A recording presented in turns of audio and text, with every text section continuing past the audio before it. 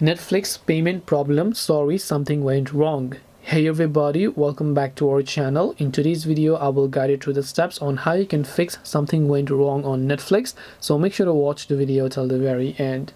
So if you have actually been using the Netflix application there, and then accordingly while watching Netflix what you got was something went wrong with the payment or something like that, the issue is occurring with your payment method. Now to fix this, if this is your own account, go to netflix.com and log into your account, because the issue is that Netflix is not being able to issue your payment. As a result, they cannot let you continue watching Netflix.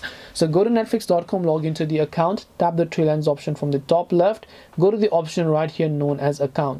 Once you go to the account option, over here you should be able to see a list of payment options here.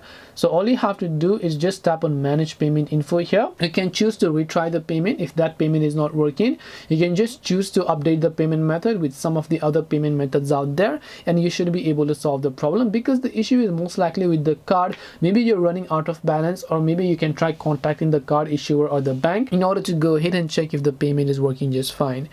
So hope this video helped you. If you have got any questions, feel free to leave them down below. Thank you for watching and see you in the next video.